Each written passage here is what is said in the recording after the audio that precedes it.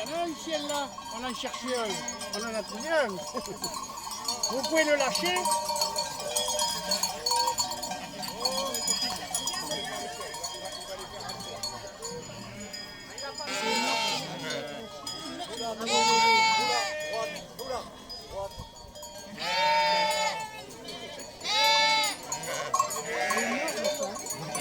On va d'abord les pondre les deux. Je ne sais pas où ils ont mis ma voiture, par contre ils ont les pondre. Mais elle est loin. Mais j'ai la planche. Ah mais non, il y en a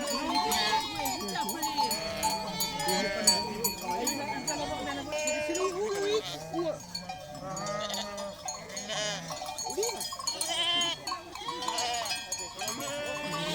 Tu peux aller, il faut aller la chercher parce qu'il y a sous la planche, il y a tous les conteneurs, le groupe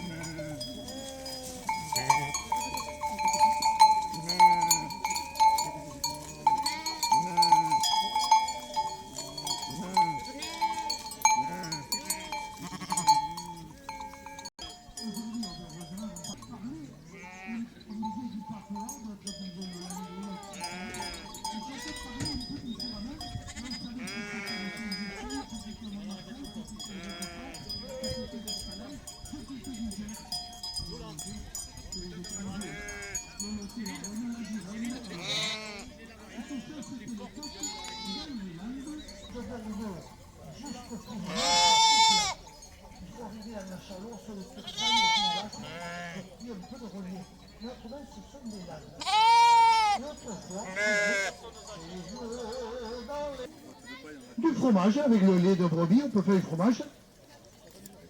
Des vêtements, regardez, vous allez dans n'importe quel magasin, que ce soit chez Michel en ville ou à Decathlon, des manteaux comme ça, vous n'allez pas en trouver. Ça, c'est moi qui les fabrique avec 2 pots de vieux moutons qui sont arrivés au bout de leur vie. J'ai récupéré la peau, je l'ai fait tremper dans du gros sel avec une solution dans de l'eau. Et au bout de 3-4 jours, j'ai enlevé les peaux, je les ai fait égoutter, je les ai tendus en les clouant bien tendus sur une planche. Et après, je me cousu une peau sur l'autre, je me suis fait des trous pour les manches.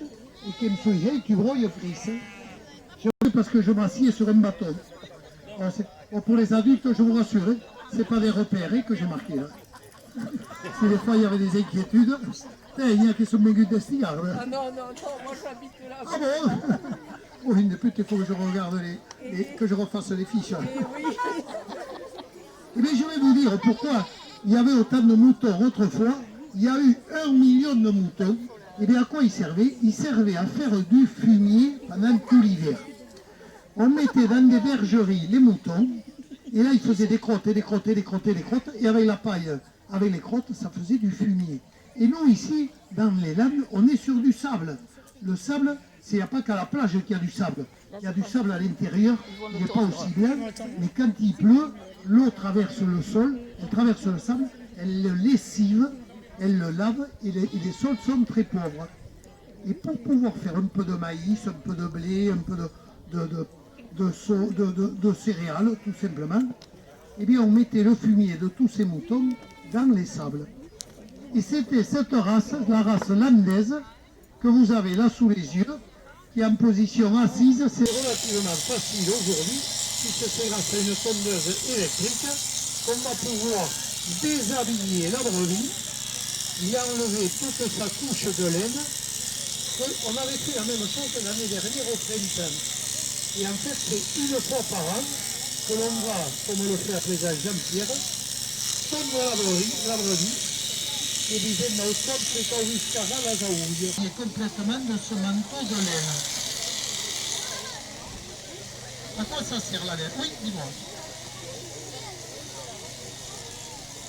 Ah, très bonne question. Comment faisait-on autrefois pour tondre les brebis quand il n'y avait pas d'électricité? On téléphonait à EDF pour qu'ils viennent réparer le compteur. Ah mais non, il n'y avait pas encore le compteur.